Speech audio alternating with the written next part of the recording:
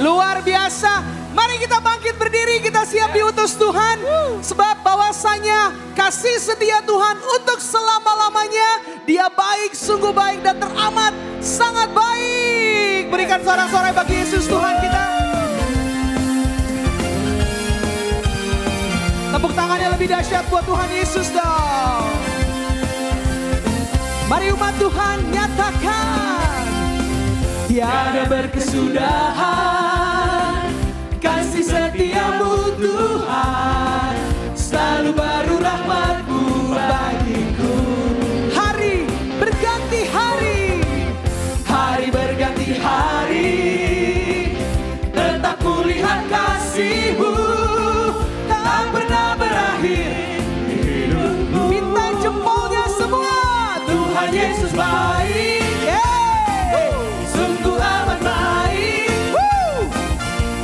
Selama-lamanya Tuhan Yesus baik. Andai, bentar Andai.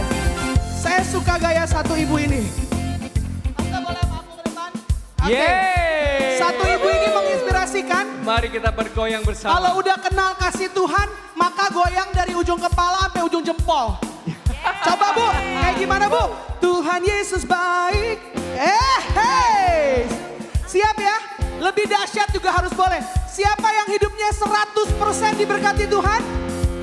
Bilang sama kanan kiri. Goyang sama tepuk tangannya juga 100% dong buat Tuhan. Bilang, goyang dan joget 100%. Siap Bu? Jempolnya buat Yesus. 1, 2, Tuhan Yesus baik. Yeay. Sungguh amat baik. Untuk selama-lamanya Tuhan Yesus baik. Sekali lagi lebih dahsyat. Tuhan Yesus baik. Oh, oh, oh. Sungguh amat baik. Yeay. Untuk selama-lamanya Tuhan Yesus baik. Ulangi ya, katakan. Katakan. Yesus baik bagiku. Yesus baik bagimu. Tunjuk orang di kanan kiri. Lihat orang di kanan kiri. Siap ya? Ketika bilang Tuhan Yesus baik, lihat matanya dan perkatakan Yesus baik bagiku, Yesus baik bagimu. Siap? Minta suaranya bersama.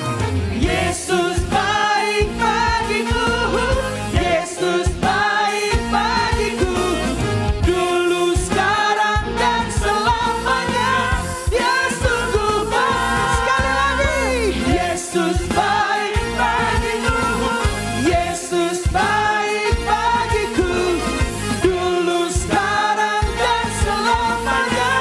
Dia sungguh baik. Semua Tuhan Yesus baik. Yeay. Sungguh amat baik. Untuk selama-lamanya Tuhan Yesus baik. Yesus baik. Tuhan Yesus baik. Sungguh amat baik. Untuk selama-lamanya Tuhan Yesus baik. Semangat sebelah kiri katakan Tuhan Yesus baik. Mana suaranya? Sungguh amat baik. Yeay. Untuk selama-lamanya Tuhan Yesus. Luar biasa sebelah kiri, sebelah kanan. Tuhan Yesus baik. Sungguh amat baik. Wow. Untuk selama-lamanya. Semua kita yang ada di tempat ini lebih tinggi, lebih dahsyat. Tuhan Yesus baik. Sungguh amat baik. Engkau baik Tuhan. Sungguh selama-lamanya. Tuhan Yesus baik. Dari selamanya. Dari selama-lamanya. Sampai selama-lamanya. Untuk selama-lamanya. Angkat dua jempolnya. Tuhan Yesus baik. Yeay. Ibu terima kasih, luar biasa semangatnya. Bilang sama kanan kiri, hidup kita sangat diberkati Tuhan. Wuhui. Dahsyat luar biasa Bapak Ibu yang terkasih. Waktu kita memperkatakan setiap pujian ini, kita percaya bahwa perkataan kita akan memberikan kita berkat itu terjadi. Amin. Amin. Mulut kita penuh kuasa, waktu kita memperkatakan firman Tuhan, seringkali dalam pujian dan penyembahan, maka itu sungguh-sungguh akan melingkupi kehidupan kita. Hari ini, retret kita boleh berakhir, tetapi karya Roh Kudus akan terus berkarya dalam kehidupan kita. Walau pulang dari tempat ini, ada pujian yang mengatakan, Tuhan gak pernah janji jalan hidup kita selalu rata. Tuhan juga gak pernah janji langit kehidupan kita selalu biru. Tetapi janji Tuhan adalah Dia akan selalu menyertai kita bahkan sampai akhir zaman. Amin. Saya yakin ini panas Roh Kudus ya. Oke. Bahkan AC pun tidak mampu menampung semangat dan sukacita kita bersama. Berikan sorak-sorai sekali lagi buat Yesus Tuhan. Dahsyat kuasa-Mu Tuhan. Percayalah Bapak Ibu yang terkasih, apapun yang kita bawa, apapun yang menjadi intensi yang sudah kita tuliskan untuk kita persembahkan dalam perayaan Ekaristi, Dia Allah yang mengerti, Dia Allah yang peduli. Katakan sekali lagi kepada orang kiri kananmu, Tuhan Yesus mengerti. Yesus mengerti. Terima kasih Yesus Tuhan. Dia mengerti, Dia peduli. Amin Tuhan. Persoalan yang sedang terjadi, Dia mengerti. Dia mengerti. Dia peduli. Dia peduli. Amin. Persoalan yang kita alami. Namun satu yang Yesus minta. Namun satu yang Dia minta, agar kita percaya sampai mujizat menjadi nyata. Dia mengerti, Dia mengerti. Yesus peduli, Dia peduli. Amin. Persoalan yang sedang terjadi, Dia mengerti. Dia mengerti. Oh, Dia peduli. Persoalan yang kita alami. Namun satu yang Dia minta, agar kita percaya sampai mujizat menjadi nyata. Katakan, namun satu yang Dia minta, agar kita percaya sampai mujizat menjadi nyata. Kami perkatakan janji kami, namun satu yang Dia minta, agar kita percaya sampai mujizat menjadi nyata.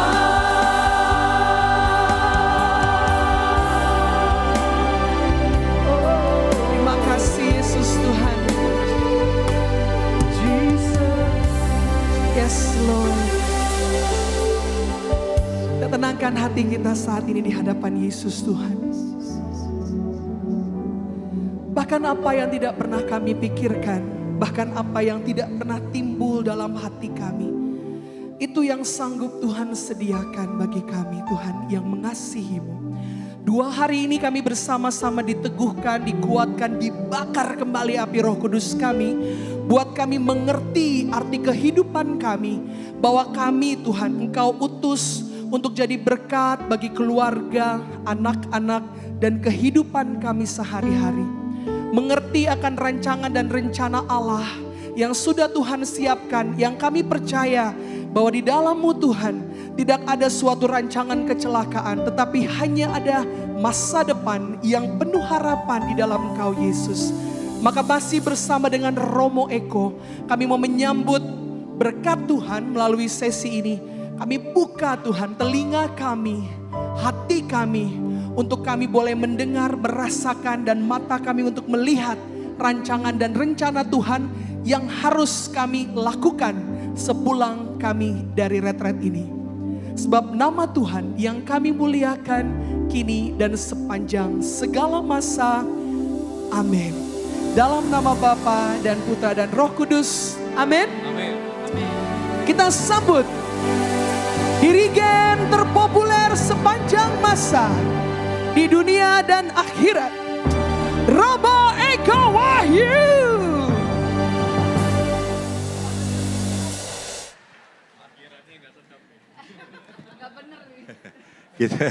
Kita cuekin aja.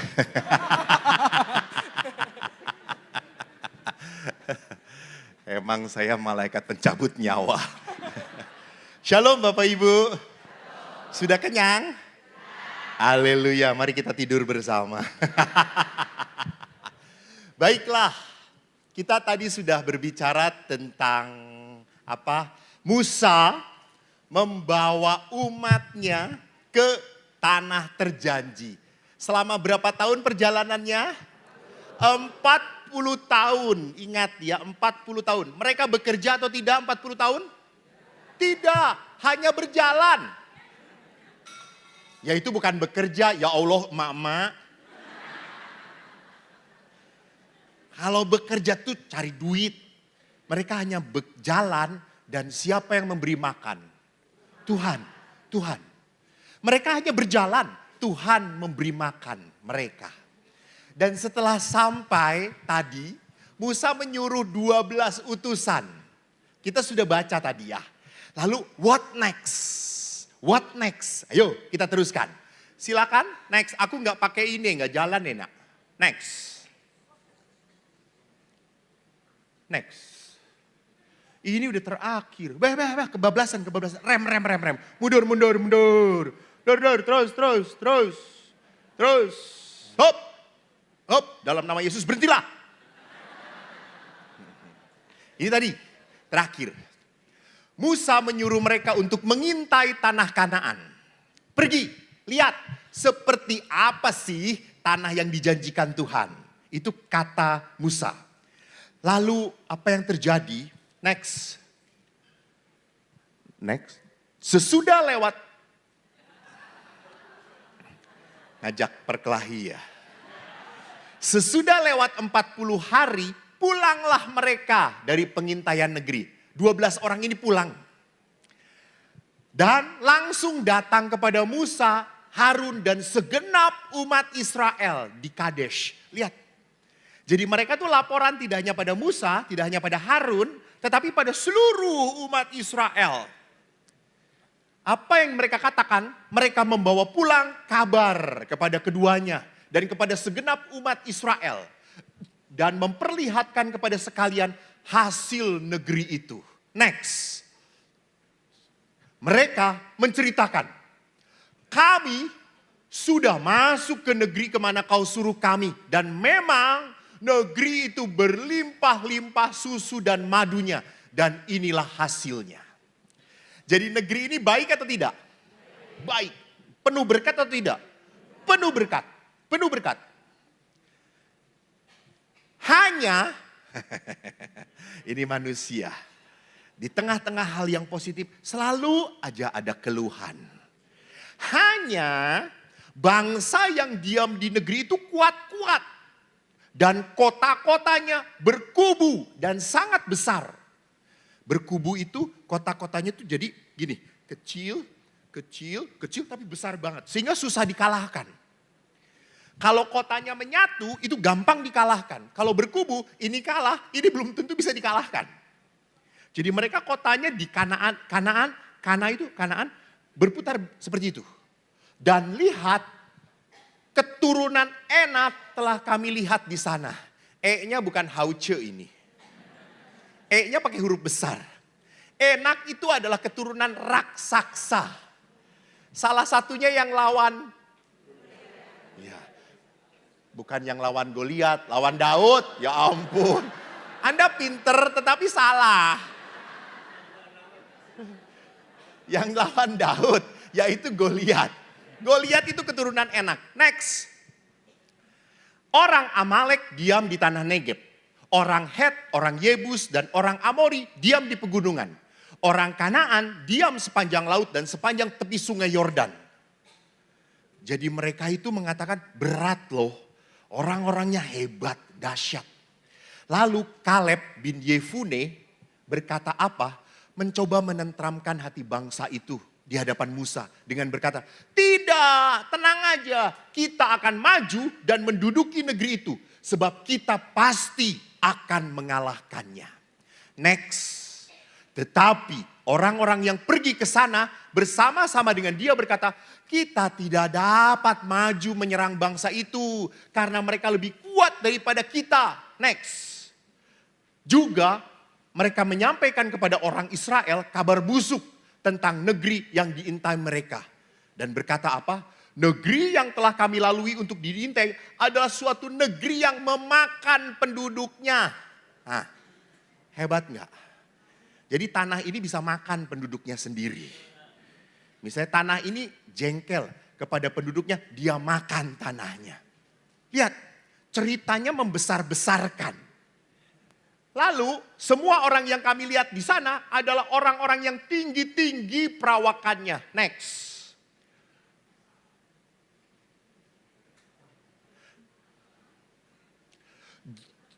Juga kami lihat di sana orang-orang raksasa, orang enak yang berasal dari orang raksasa. Dan kami lihat diri kami seperti belalang. Demikian juga mereka terhadap kami, bayangin. Jadi mereka itu langsung menceritakan, betul sih tanah Kanaan ini bagus banget, hasilnya bagus. Tetapi yang diam di negeri itu jangan macem-macem. Orang hebat, orang besar. Kita seperti belalang. Anda tahu kalau belalang dipegang, lempar, injak, modar. Mati. Lalu bagaimana reaksi orang Israel? Next. Lalu segenap umat itu mengeluarkan suara nyaring dan bangsa itu menangis pada malam itu. Mereka ketakutan. Dan lebih menyedihkan ketakutannya sampai pada ketakutan yang amat sangat terpuruk, kehilangan kepercayaan. Next, lihat. Bersungut-sungutlah semua orang Israel kepada Musa dan Harun. Dan segenap umat itu berkata kepada mereka. Lihat, umat Israel ngeluh kepada Musa dan Harun. Sekiranya kami mati di tanah Mesir atau di padang gurun ini. Next, mengapakah Tuhan membawa kami ke negeri ini supaya kami tewas oleh pedang. Dan istri kami serta anak-anak menjadi tawanan. Bukankah lebih baik kami pulang ke Mesir? Dan mereka berkata seorang kepada yang lain, baik, kita mengangkat seorang pemimpin lalu pulang ke Mesir. Sencing ping. Lihat, kalau orang yang sudah putus asa, sencing ping. Bayangin 40 tahun sudah mau sampai pada tanah Kanaan. Mereka mendengar, baru mendengar loh. Dari berapa orang?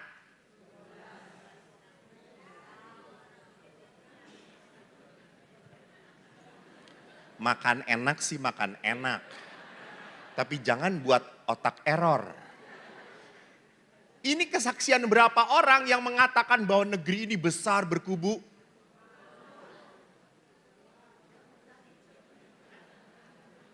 Yang mengintip kan 12. Yang mengatakan bahwa kita bisa. Ya betul, Kaleb dan Yosua. Jadi yang mengatakan yang jelek berapa? 10 orang. Dari 10 orang. Dari 10 orang mengatakan kita nggak mungkin berat. Akhirnya kesimpulan mereka apa? Ya udah kita balik. 40 tahun lagi jalan. Lihat. Sinting. Mereka lebih senang diperbudak daripada masuk ke tanah Kanaan. Next, lihat apa yang terjadi. Lalu sujudlah Musa dan Harun di depan mata seluruh jemaah Israel yang berkumpul di situ. Bayangin, orang tua yang sudah menghantar mereka mendamaikan umat Israel dengan Yahweh.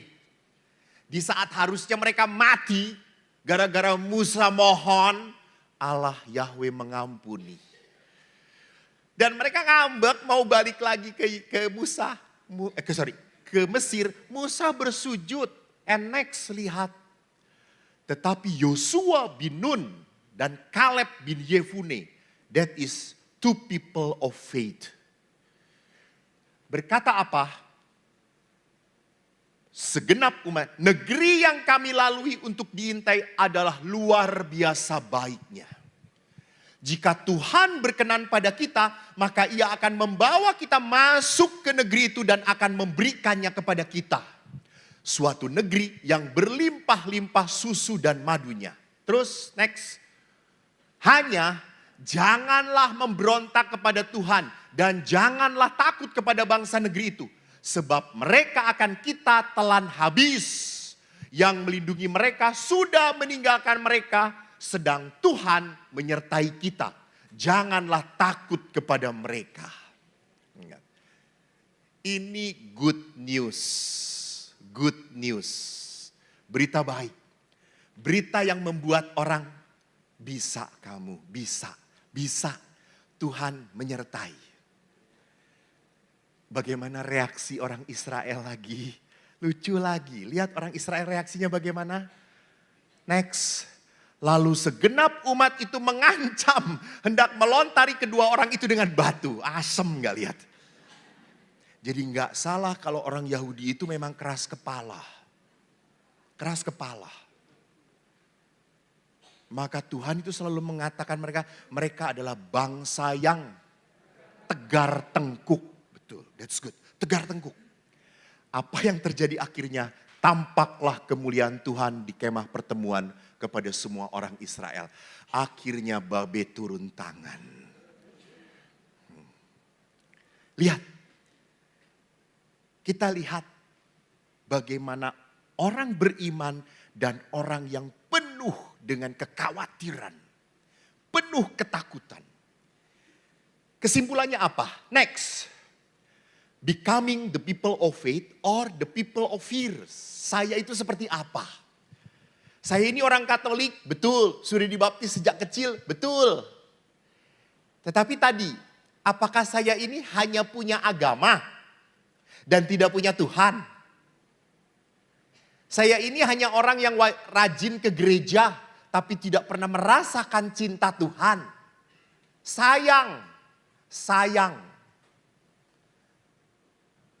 Kita sudah banyak beribadah tetapi tidak bertemu dengan Allah. Tidak merasakan kuasa Allah. Itu sungguh amat disayangkan. So, lihat. Next. Apa yang menarik? 12 orang mengalami hal yang sama. Tetapi cara pandang mereka berbeda. Dan cara pandang ini dipengaruhi oleh apa? Dipengaruhi oleh keberadaan orang itu. Jadi memang Yosua dan Kaleb adalah dua orang yang sungguh rajin taat beribadah. Hosea itu disebutnya bukan Yosua, Hosea awalnya. Ini dua pemimpin yang memang taat kepada Allah. Dan ketaatan itu menumbuhkan apa? Iman dalam hati dia. Sedangkan 10 orang pemimpin yang lain adalah 10 orang yang tidak mempunyai relasi kedekatan dengan Tuhan. Jadi untuk apa kita intim dengan Tuhan? Kalau orang semakin lama semakin intim, semakin percaya. Betul atau tidak? Betul. Kalau saya ketemu dengan ibu, baru ketemu, ibu tidak tahu bahwa saya imam. Saya orang biasa saja. Bahkan saya ini supir. Datang pada ibu, Ci, pinjam duit lah. Dikasih atau tidak? Oh, masa. Oh, murah hati. Saya salah sasaran. Ibu murah hati, nanti kasih duit saya ya. Jangan lupa ya. Ibu kalau nggak kenal saya pinjam uang, dikasih atau tidak? Hah? Si ibu ini malah kata kayak tukang ngeramal, mukanya baik, jadi saya kasih.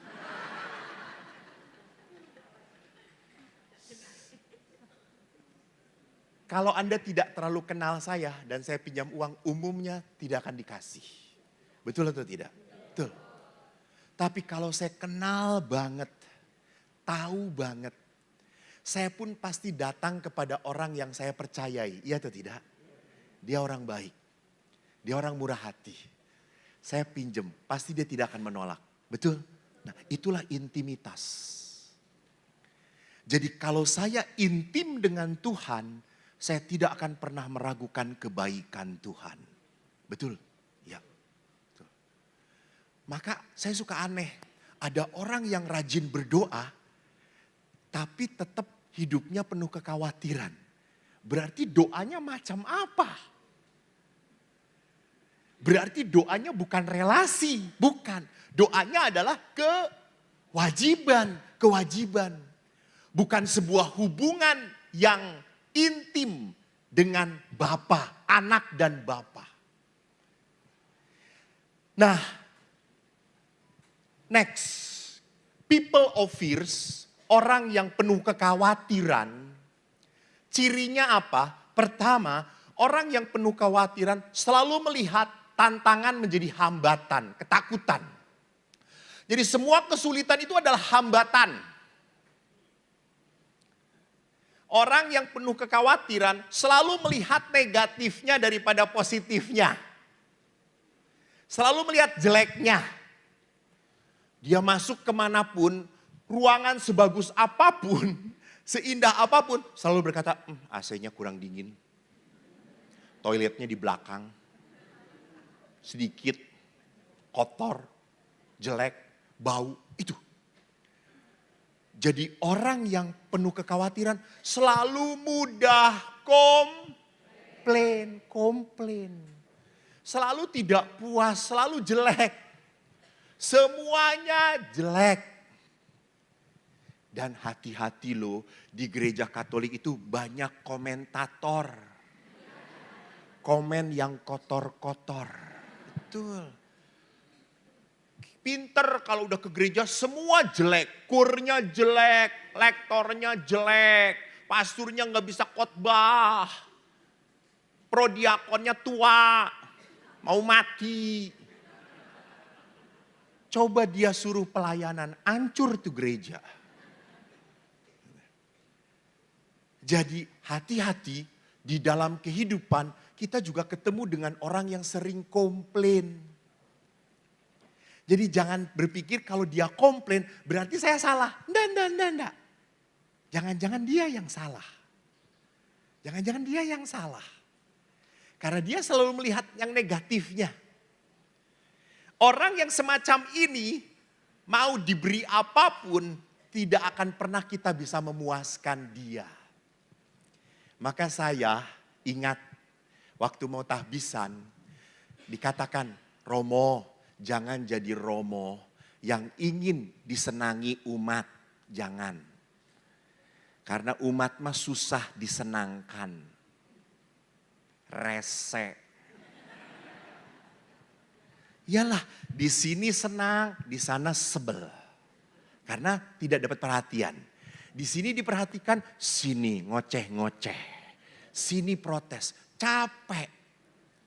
Saya pernah waktu tugas di paroki, pagi-pagi, aku paling hobi pagi-pagi adalah apa? Baca buku di taman. Kalau di kamar ngantuk. Saya di taman sambil jalan, diem. Pagi-pagi habis misa makan, lalu saya jalan diem. Tiba-tiba seorang ibu WK, maaf. Datang dan teriak dari jarak jauh. Pastor pagi-pagi udah ngelamun. Pelayanan. Jangan ngelamun aja. Banyak umat yang membutuhkan pastor. Saya tuh diem aja. Waktu itu Eko memang belum jadi YouTuber. Belum terkenal. Jadi dia menyia-nyiakan saya. Saya diem. Ya sudahlah saya diamkan. Saya tetap berdoa, Tuhan berikan damai pada hati ibu itu. Artinya damai itu RIP, request in peace.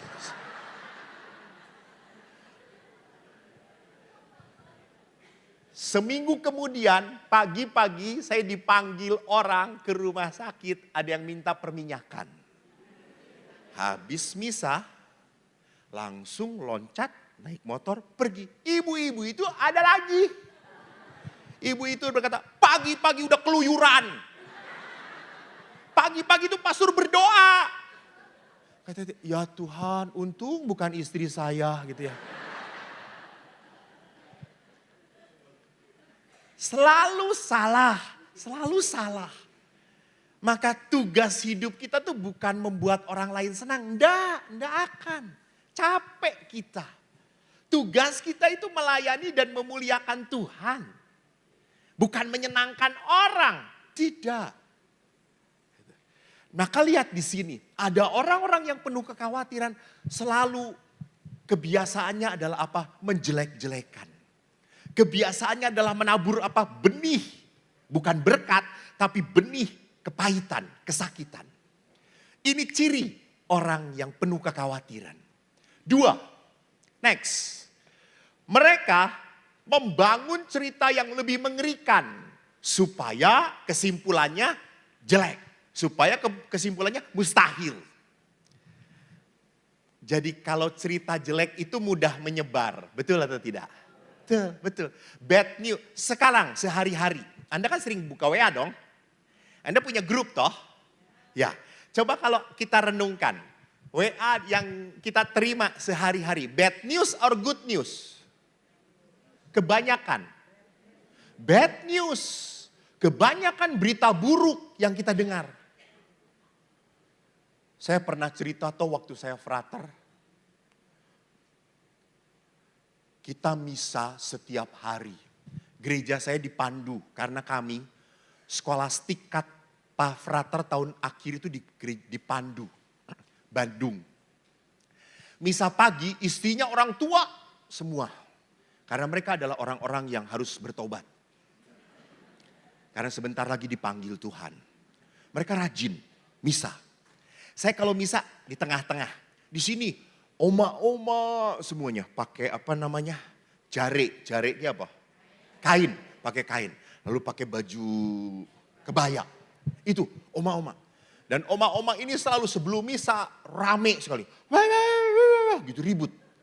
Terus kita berdoa oma, sudah.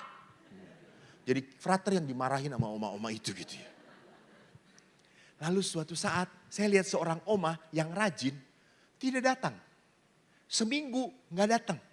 Saya tuh kaget. Si oma ini kemana? Kok seminggu nggak datang? Sakitkah? Hari Minggu saya tungguin. Dia biasanya misa pagi. Tidak datang. Jam 8 misa siang. Oma itu datang. Oma itu waktu saya mau kejar. Cepet pulang. Aduh telat. Seminggu lagi nggak ada oma itu. Saya udah siap-siap. Pokoknya minggu ke depan harus ketemu oma itu. Lalu pada saat misa selesai jam 8. Dia misa jam 8, jam 10. Dia keluar setengah 10. Saya kejar oma itu. Saya pegang. Oma! Karena kan memegang oma sih halal. Sudah tidak ada setrumnya. Yang ada malah konslet gitu ya. Lalu saya pegang. Oma! Apa frater? Ih 2 minggu kagak ada I miss you much. Kata saya tuh. Apa sih? Oma pagi kok gak ada misa pagi. Ini biasanya misa hari Minggu juga pagi-pagi. Kok sekarang siang? Kenapa sekarang gak misa pagi? Lalu si oma itu. Frater gak punya WA. Baca berita. Apa oma? Frater gak tahu? Gak tahu oma. Di Bandung ini. Minggu-minggu ini banyak gadis diperkosa pagi-pagi. Terus saya ya Allah. Terus maksud oma apa? Ya saya juga takut diperkosa. Ampun Tuhanku Yesus. Siapa yang mau memperkosa oma? Dipegang aja udah rontok semuanya oma, kata saya itu. Sampai segitunya saudara-saudara lihat. Jadi dia begitu percaya pada apa? Berita buruk, berita buruk. Gitu. Sampai oma tenang, oma nggak apa-apa kalau oma diperkosa langsung masuk surga, kata saya. Lalu dia kaget, betul frater? Betul. Ah ya sudahlah besok pagi kita ke gereja gitu. Setelah seminggu saya tanya, ada nggak yang memperkosa? Hah, yang menyentuh aja kagak ada gitu.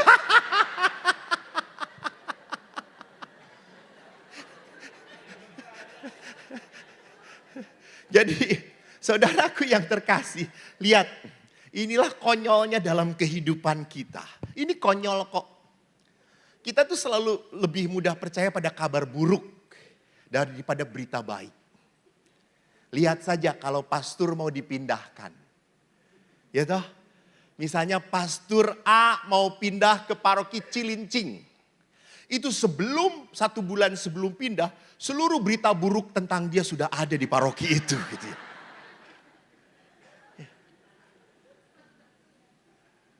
Langsung muncul beredar. Saya pun demikian. Waktu saya sebelum masuk ke Helena, berita buruk saya sudah ada di Helena. Ini pastor pernah menghamili merpati katanya itu.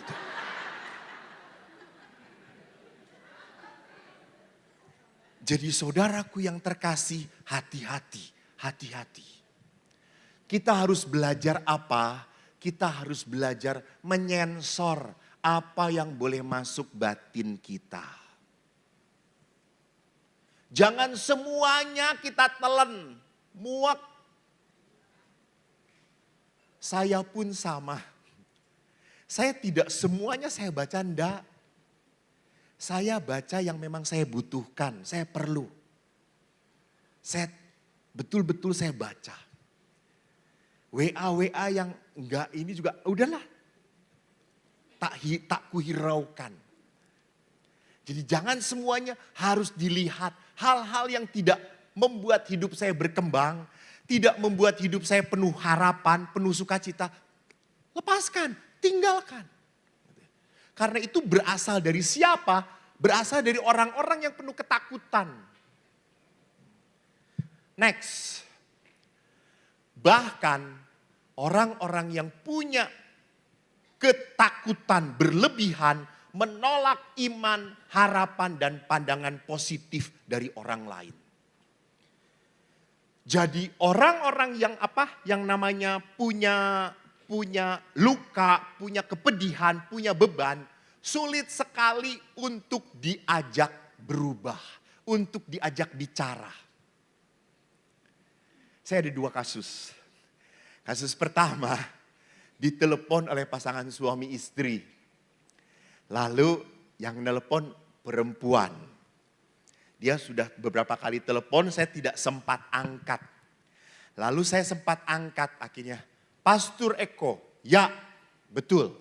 Pastor bisa minta tolong saya.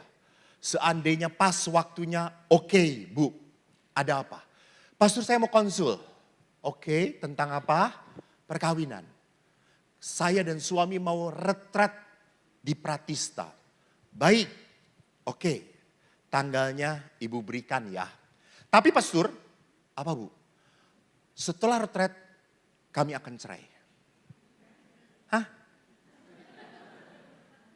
Terus saya ngomong, Ibu mau retret, tapi setelah retret Ibu cerai. Iya pastor. Ya sudah, tidak perlu retret. Saya tutup langsung. Dia telepon lagi, gak gua angkat. Biar dia tahu. Seenaknya saja. Mau retret tapi sudah punya keputusan. Ngapain retret? Percuma. Dan akhirnya dia telepon lewat sekretariat. Minta maaf. Romo tolong ibu ini mau bicara lagi. Dia minta maaf Romo. Oh oke.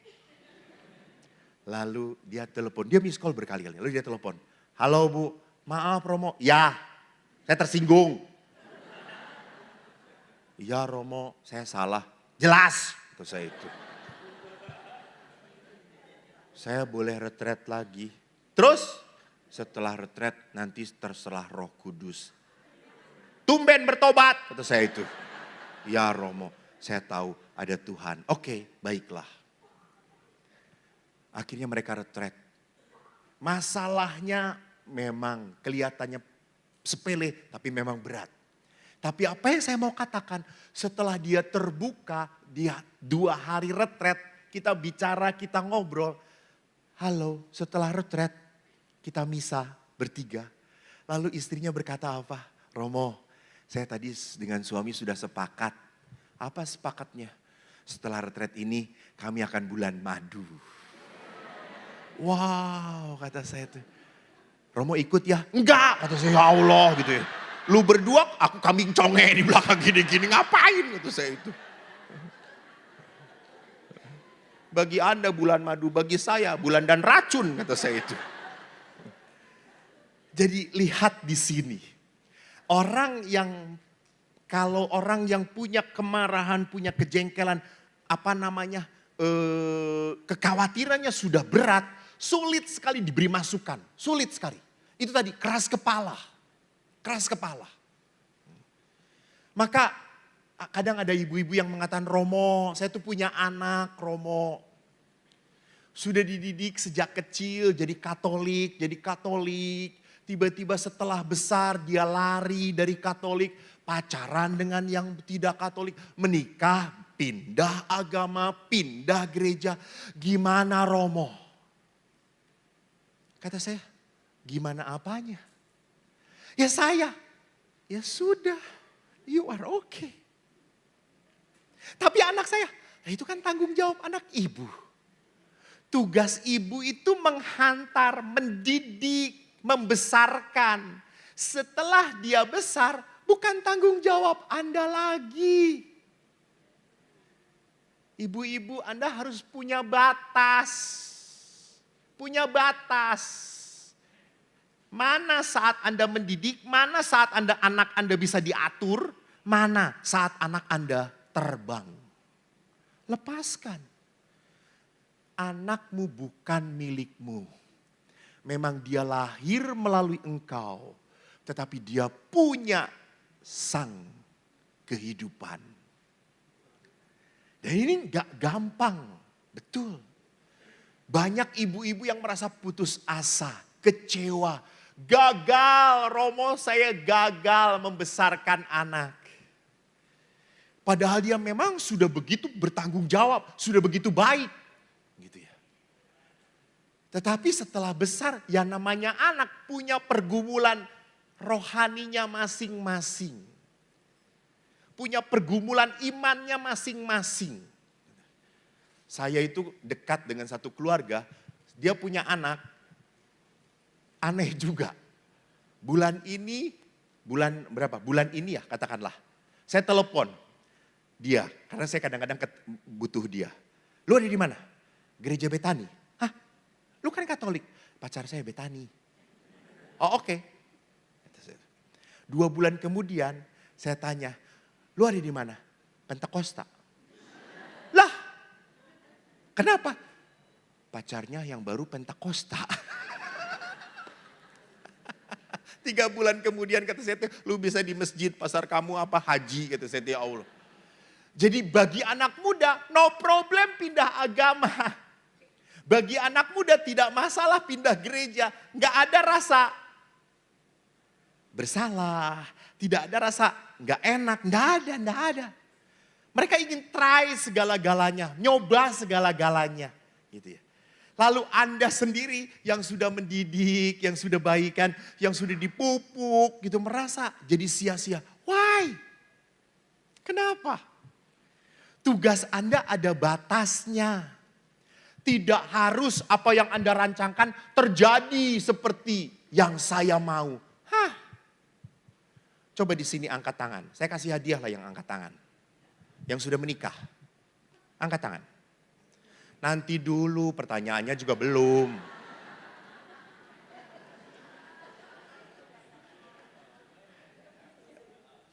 Angkat tangan. Bapak baru bangun udah angkat tangan. Pertanyaan saya adalah, siapa yang selama hidup perkawinannya perkawinannya berjalan seperti yang diimpikan, diharapkan. Tidak kurang sedikit kecil pun. Angkat tangan dari tempat ini. Biar Tuhan malam ini memanggil Anda. Karena Anda sudah sempurna. Ibu menikah nggak, pertanyaan saya? Dari wajahnya meragukan. I think manusia normal tidak akanlah.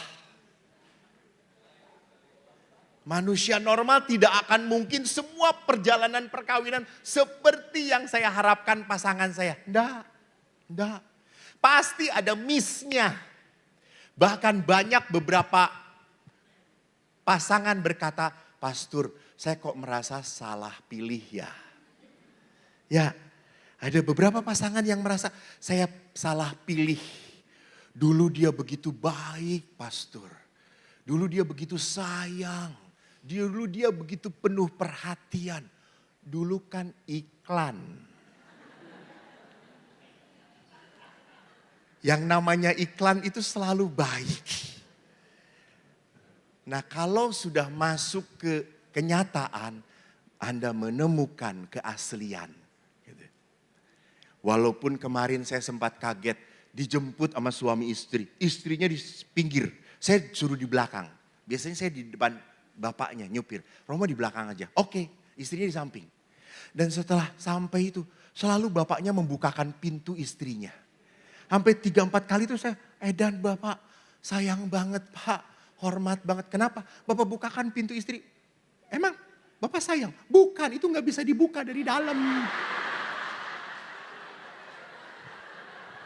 Oh alah, kata saya itu. Saya pikir you really love your wife, kata saya. Enggak lah, biarin aja dia buka sendiri gitu. Oh jadi bukan bahasa apa saya? Mana, nggak ada sayang, kata si bapaknya.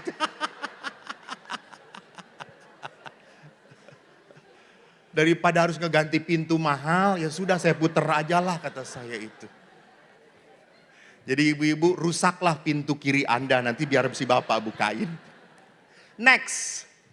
Orang yang negatif selalu membesarkan masalah dan ketakutan. Bahkan tidak percaya pada orang lain. Jadi dia kalau sudah terperangkap pada ketakutan, seperti apapun akan ngomong, takut, enggak mungkin, enggak bisa. Itu terjadi pada ayah. Ayah saya adalah orang yang merasa tak mungkin kamu jadi pastor. Enggak mungkin nak, kamu bodoh. Kamu ranking 35. Jumlah murid 37. Dan kamu ini konsisten nak. Dari SD SMP 35 terus nak. Terus saya jawab, hebat toh anak bapak. Hebat apanya? Hebat bodohnya. Bapak meragukan saya. Tetapi siapa yang percaya pada saya? Siapa yang mendukung saya? Ibu. My mom is really the best mother. Ibu saya yang selalu bilang, Eko nanti kalau besar jadi pastor. Ya bu ya, kenapa bu? Tapi Eko bodoh, gak apa-apa, nanti Tuhan yang nolong. Ibu saya percaya. Dan akhirnya saya jadi pastor. Waktu ditahbiskan, kan kita harus sungkem. Pastor waktu itu saya ditahbiskan di Buah Batu tahun 1996. It's a blessing, saya lahir 69, ditahbiskan 96. Meninggal only God know lah.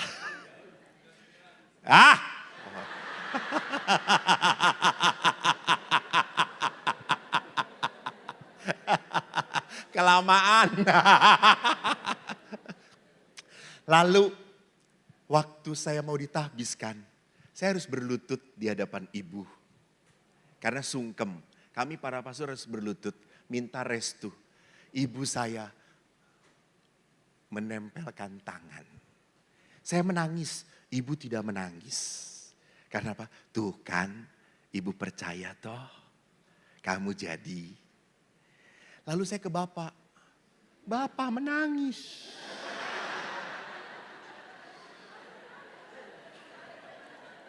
Dan Bapak berkata apa? Saya salah kok. Terus saya,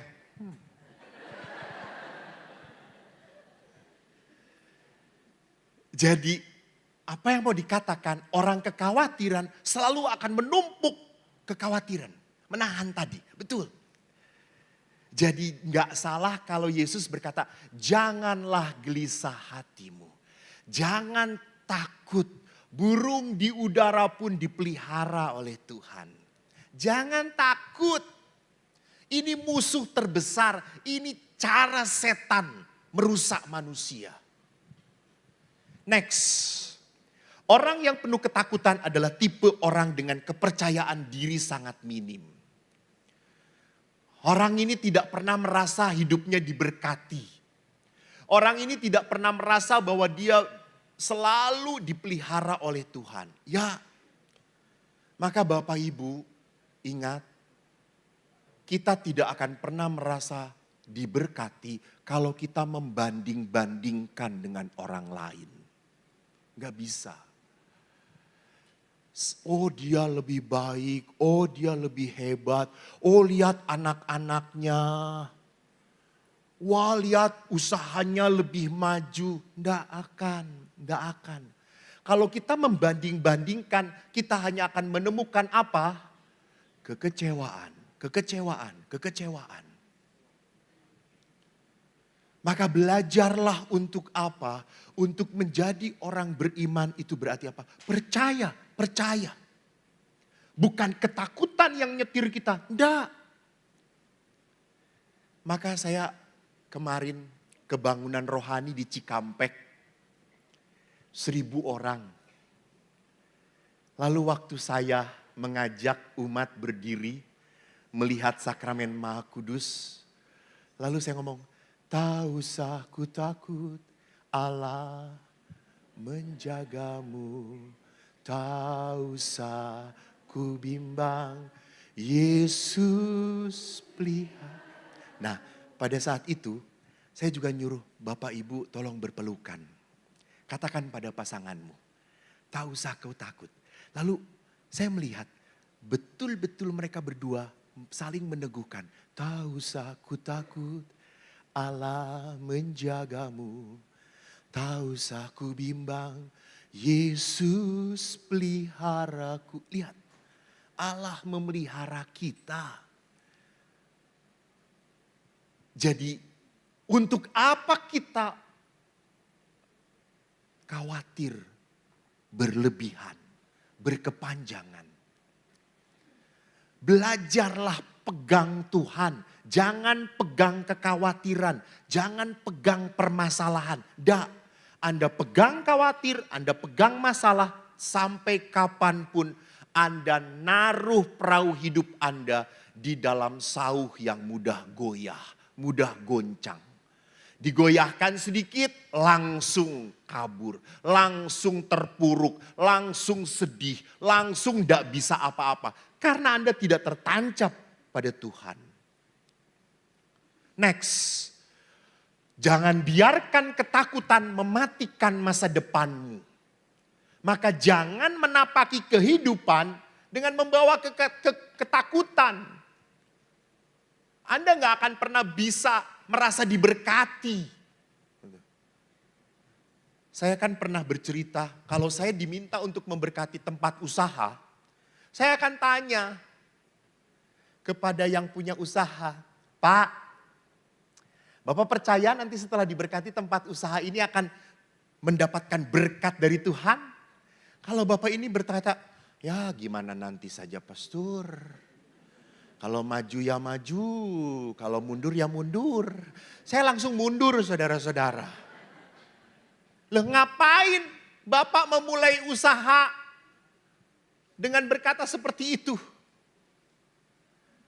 Saya paling bahagia kalau, Pak, mau diberkatin? Ya, Bapak percaya tempat usaha Bapak ini diberkati Tuhan? Dengan pertolongan Tuhan, saya percaya pastor. Kalau Tuhan yang sudah memulai, pasti Tuhan akan memelihara. Haleluya, kita berkati Pak. Ini orang beriman namanya. Bukan gimana nanti. Kalau maju ya maju, kalau mundur ya mundur. Kalau jalan di tempat ya jalan di tempat. Ya Allah gitu ya. Ini tempat usaha bukan panti sosial. Kalau namanya tempat usaha itu ya harus percaya. Percaya. Gitu. Maka ibu-ibu, bapak-bapak maaf ya. Tolong kalau anak-anak Anda ya mau menikah. Lalu anak-anak sekarang itu kan mulai dengan janji pranikah. Bukan janji sih, apa disebutnya? Iya janji, apa? Pranikah.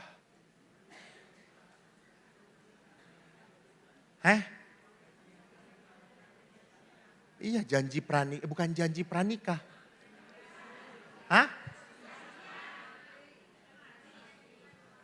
Hah? Apalagi MRT, bukan MRT ini. LRT, MRT, WUS lah gitu ya. Iya enggak, bukan mana ada, ini sedang tren. Ya Allah, ini saya tahu waktu mudanya, sekarang rambutnya udah hancur lebur kayak gini. Dulu cantik, sekarang hancur lebur ya. Untung dulu saya nggak tertarik. Kita sama-sama tumbuh di Sukajadi di Bandung. Dia Mudika, saya... saya Mudika juga. Ada perjanjian pranikah. Jadi perjanjian pranikah ini memang tidak direstui oleh gereja. Ya. Jadi antara orang ini. Jadi nanti kalau ada apa-apa, laki-laki punya harta apa, perempuan punya harta apa. Iya, harta terpisah. Aduh jadi pinter sekarang, ngatur gue. Benar. Iya, harta terpisah jadi nantinya. Itu tidak boleh dalam gereja Katolik. Karena kan mereka berpikir apa? Nanti kalau cerai. Loh, kalau mau kawin udah berpikir mau cerai, lu jangan kawin. Ya atau tidak? Anda mau, ya memang kan orang khawatir pastor. Hidup jangan diatur oleh kekhawatiran. Hidup diatur oleh kepercayaan. Kalau dia memang sayang, kalau memang kau cinta, lu pegang sampai dia mati. Sebelum mati, matiin.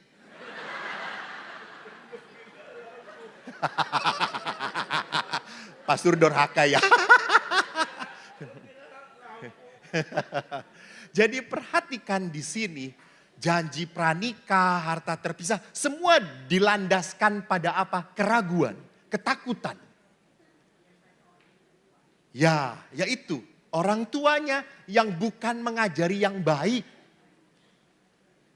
Kan salah satu penyebab konflik perkawinan, perpisahan perkawinan adalah mertua. Mertua.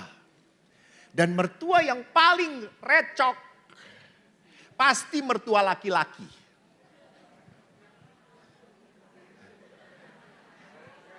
Betul? Nah, tumben mengaku Anda. Nggak mungkin laki, perempuan. Laki mah cuma terima. Pak anak kita kayak gini. Perempuan adalah sosok yang tidak bisa diam. Selalu bicara. Maka Yesus menampakkan diri pertama-tama pada wanita. Karena supaya dibicarakan. Coba kalau kepada laki-laki. Nggak akan nyampe sekarang berita itu Yesus bangkit.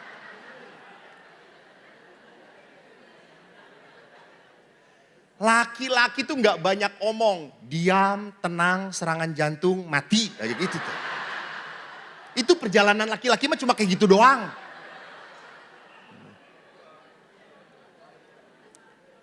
Tapi wanita selalu akan bicara gitu. Dan lihat, karena ketakutan tadi betul Ibu Cun berkata benar, seringkali mertua yang ngajakin harus ini kalau ada sesuatu. Ya, nah betul. Memang ada kasus yang satu kaya, yang satu miskin. Halo, dalam gereja Katolik perkawinan itu apa? Hidup bersama. Setelah menikah tidak ada lagi kaya miskin. cinta yang menyatukan mereka. Ya mungkin orang tuanya,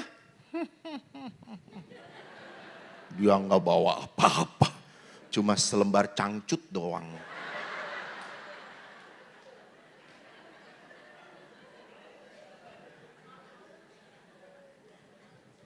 Ini menyedihkan. Lihat, formulasi gereja bagus. Bahwa perkawinan itu adalah kebersamaan hidup. Kalau sudah ada strata kaya dan miskin, mati itu perkawinan. Mati. Gitu ya. Bayangkan wanitanya kaya, laki-lakinya miskin. Tinggal di rumah, bukan, yang dikasih oleh mertua wanita. Saya jamin itu laki-laki cepat sekali. Benar. Baru mau naik istrinya, ini rumah mamaku. No power, you know. Kita kembali ke tema yang sebenarnya. Next. Apa yang terjadi dengan people of fear? Mereka lupa pada apa yang telah Tuhan perbuat pada mereka. 40 tahun Tuhan sudah menyelamatkan mereka. Sekarang mereka menghadapi hal yang sulit, mau balik lagi. Di mana memori kehebatan Tuhan? Di mana? Bu, Pak, beberapa bulan yang lalu saya mendampingi seorang ibu. Usianya sudah 70, menginjak 70 ke atas. Tiba-tiba ibu ini tanpa dia duga, dia kena kanker stadium 4 dan sudah menyebar. Memang ibu ini tadinya punya benjolan di payudara. Payudara. Saya kan tidak punya. Lalu iya tenang aja, ini kan bukan pelajaran biologi, ya Allah. Gitu aja dipakai serius, punya dong. Mama tuh gak bisa gak komentar ya saudara-saudara.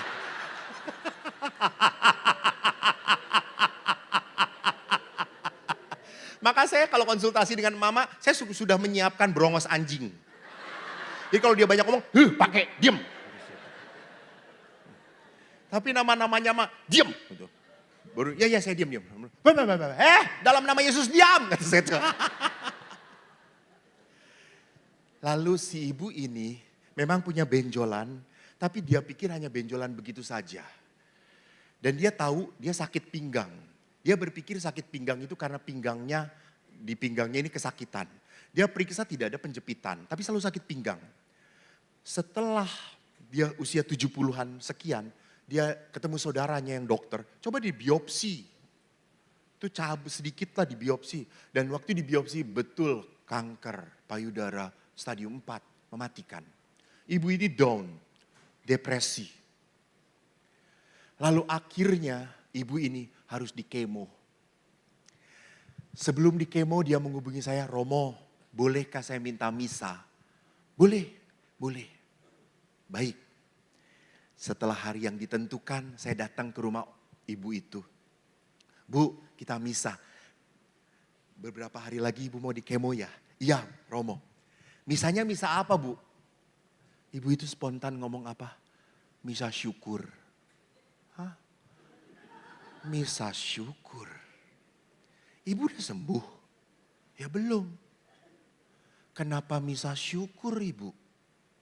Romo, waktu saya diberitahu bahwa kanker saya ganas, saya drop, saya sedih, saya hancur. Namun Romo setelah saya renungkan, saya bawa dalam doa, saya akhirnya berkata kepada Tuhan, Tuhan, lebih dari 70 tahun Engkau memberkati aku. Lebih dari 70 tahun Engkau sayang padaku. Engkau berikan aku suami yang baik. Aku punya anak-anak, mereka pun keluarganya baik semuanya. Saya bersyukur atas berkat Tuhan. Nah kalau sekarang saya menginjak usia 70 dan saya divonis kanker. Kenapa saya harus menyalahkan Tuhan? Kenapa syukur hilang dari hati saya? Enggak, saya tetap bersyukur. Biarkan penyakit ini menjadi kesempatan bagi saya untuk semakin mencintai Tuhan. Saya tidak mau menyalahkan Tuhan. Saya langsung, wow Bu, ini orang beriman. Dia tidak lupakan karya kebaikan Tuhan. Walaupun dia diberi penderitaan, dia tidak mau terpuruk dalam kesedihan. Orang jatuh sedih boleh, tapi tidak boleh terpuruk dalam kesedihan. Bapak Ibu ikut misa pagi beberapa hari yang lalu dari kitab Amsal.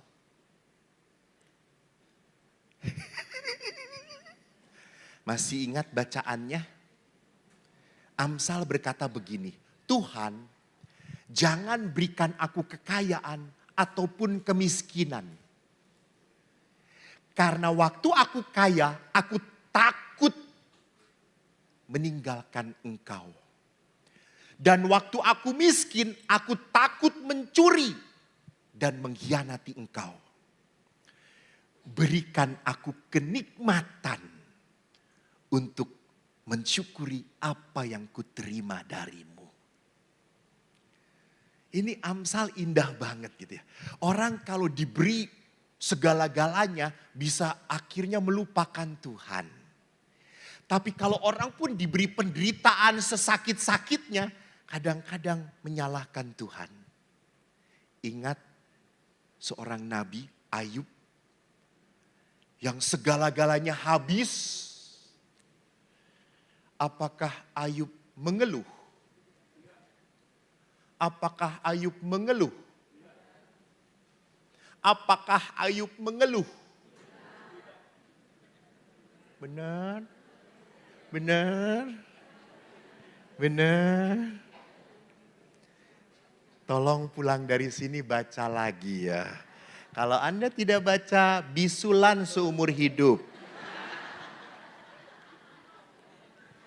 Halo, Ayub mengeluh tetapi tidak menyalahkan Tuhan.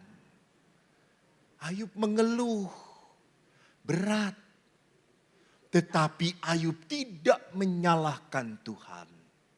Di dalam segala hal Ayub tidak menyalahkan Tuhan.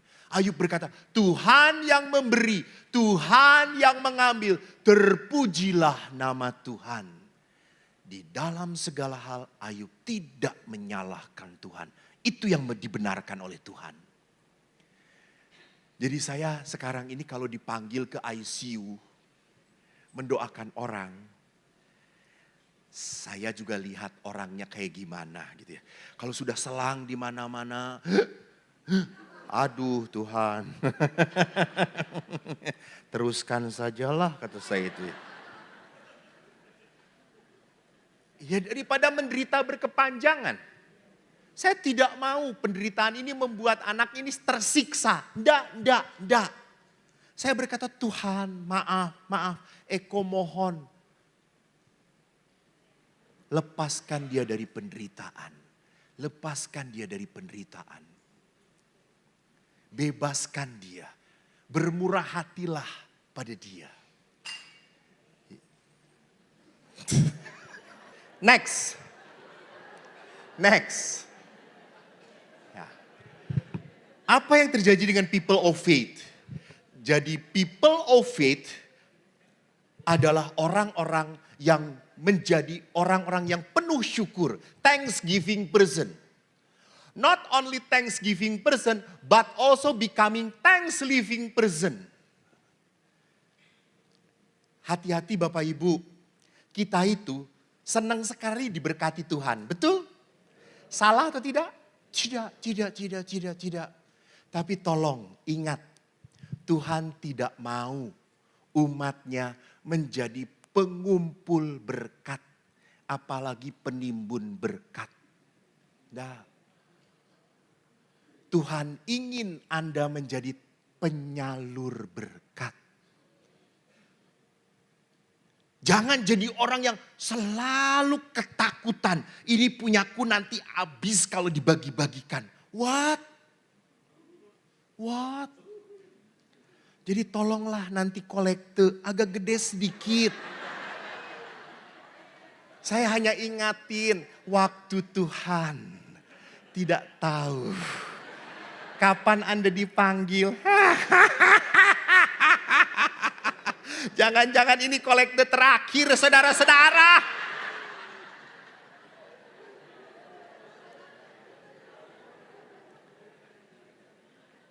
Jadi Bapak Ibu hati-hati. Kita terlalu mencintai berkat sampai lupa kepada Sang Pemberi berkat. Jangan.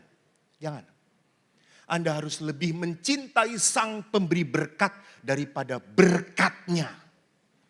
Karena namanya berkat itu come and go. Datang dan pergi. Sekarang ada, bisa jadi hilang. Tadi seperti saya diperlihatkan dengan Ibu Cun. Dikasih, diambil, terserah Tuhan. Tuhan bekerja tidak seperti yang kita pikirkan. Aneh kok. Tapi dia bekerja. Next. Bagaimana?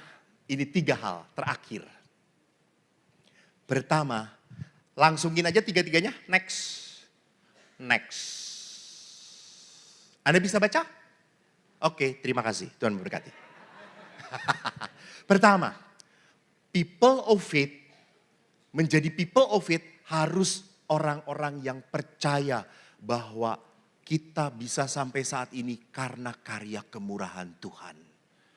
Gratitude. Every day you must becoming thankful person. Bersyukurlah. Nikmatilah. Jadi lihat, bersyukur itu berarti apa? Berani menari dengan Tuhan. Berani menikmati kehidupan. Di saat kita kepanasan, ya panaslah. Di saat kita kedinginan, ya nikmatilah kedinginan. Di saat kita sakit, nikmatilah. Bahwa itu adalah Anda punya waktu untuk apa? Beristirahat. Pada saat Anda masih cerah, sukacitalah. Maka saya senang ngelihat nenek-nenek tapi bugar. Saya lebih senang lihat nenek-nenek bugar daripada emak-emak cantik jelita tapi penuh penderitaan. Lihat jalannya.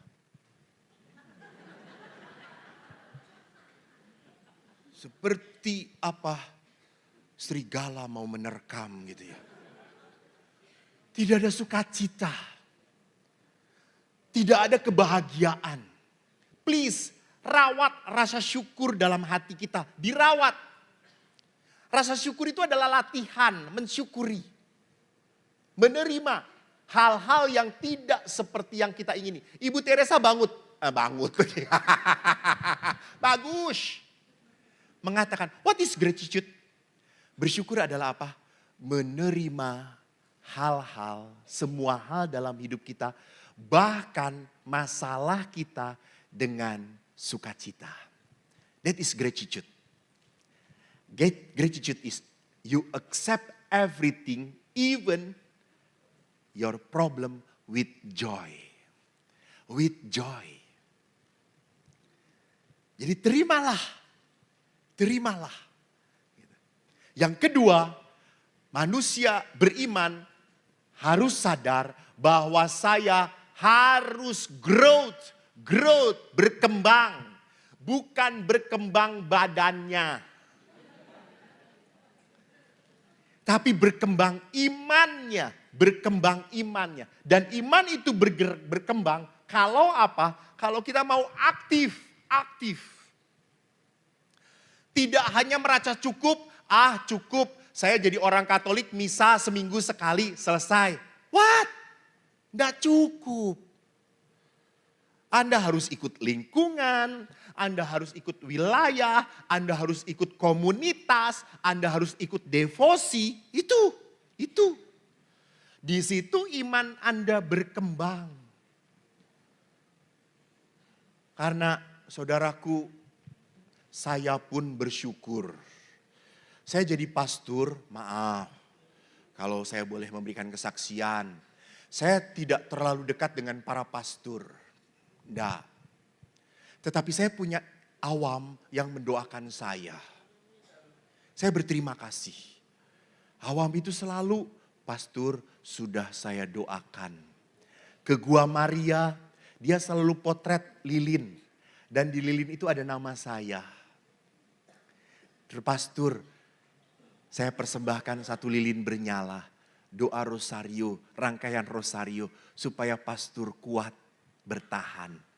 Thank you. Itu yang menjadi kekuatan saya. Jadi saya harus sadar bahwa saya bisa berkembang panggilan saya, iman saya. Kalau saya punya komunitas. Komunitas itu adalah orang-orang yang menyokong menjadi saya baik dan benar. Bukan komunitas yang menjerumuskan. Bukan komunitas yang menjatuhkan. Bukan. Tapi komunitas yang membawa kebaikan. Dan yang terakhir, how depends on God. Tergantung pada Tuhan. Kalau Anda pernah mendengar seorang kardinal ya, Fulton Sheen. Beliau adalah kardinal ternama. Suatu hari beliau berkhotbah tentang Tuhan itu baik. Lalu tiba-tiba di tengah dia berkhotbah, ada seorang ibu-ibu tua angkat tangan. Dan berkata, Bapak Kardinal, kalau Tuhan baik, mengapa ada penderitaan? Mengapa ada sakit? Mengapa ada kematian? Mengapa ada perang? Mengapa Tuhan membiarkan kekacauan? Lalu kardinal ini hanya berkata apa? Allah membiarkan semua terjadi di dunia supaya manusia mengandalkan Tuhan. Depends on God. Ibu-ibu, bapak-bapak yang terkasih, retret kita adalah tentang apa?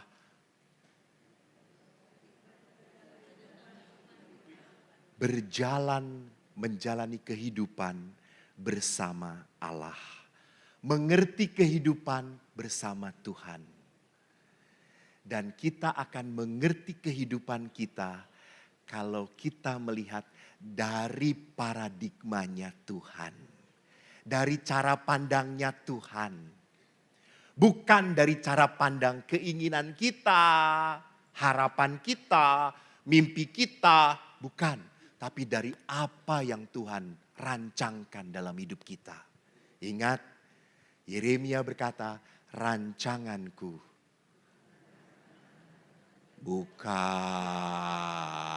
Bukan itu. Itu kan yang Anda hafal. Rancanganku adalah rancangan damai sejahtera. Ya.